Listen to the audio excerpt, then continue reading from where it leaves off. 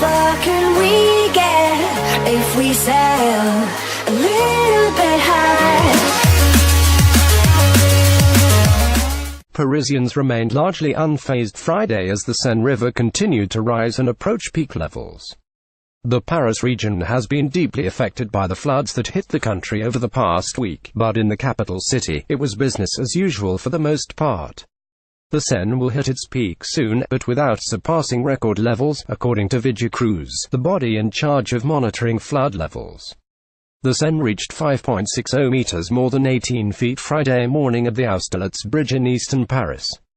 It was expected to keep rising, reaching a peak of 6 meters 20 feet over the weekend. That's under the 6.2 meters the Seine reached 2 years ago, and far below the levels reached during the 1910 Great Flood, when the Seine water rose to 8.62 meters, more than 28 feet. Advertising ENRED invented by Tides, while the 2016 floods led to the death of 2 people and left several injured in the Paris area. No victims have been recorded during the current episode of flooding. Paris authorities have closed several tunnels, parks, and the bottom floor of the Louvre Museum as precautionary measures. Roads on the riverbanks have been closed, as well as 7 train stations alongside the river, but the moves didn't cause major disruption in the City of Lights. On a cold Friday morning, a small group of bystanders gathered at the Pont de l'Alma to admire and take pictures of the Seine's muddy waters. Just in front of the bridge close to the tunnel where Princess Diana was dead in a car crash stands the Zouave. It's a statue representing a soldier from the Crimean War, which is used by Parisians as a reference point to measure the Seine's level.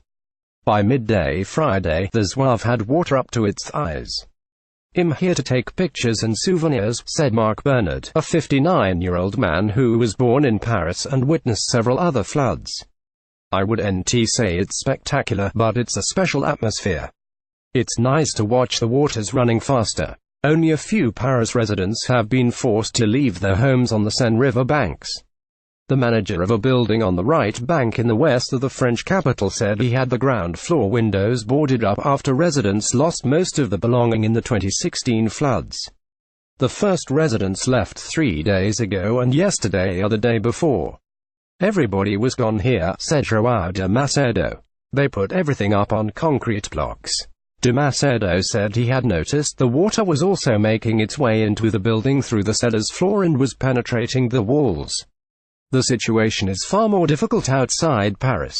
Exceptionally heavy rains have caused power outages and forced about 400 evacuations from homes elsewhere on the Seine after it and other French rivers burst their banks. The floods caused significant damage in the suburbs. They will also have an economic impact on the businesses operating boats on the Seine, since all river traffic has been banned until further notice. Anthony Y, who organizes floating parties on a boat moored in the suburb of Boulogne-Billancourt, said much of his activity has been halted.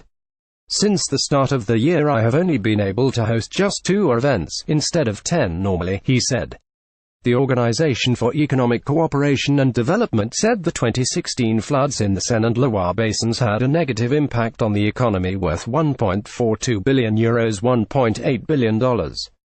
According to projections, a flood comparable to the 1910 Great Flood could cost damage costing between €3 billion, $3.7 billion, and €30 billion, $37 billion.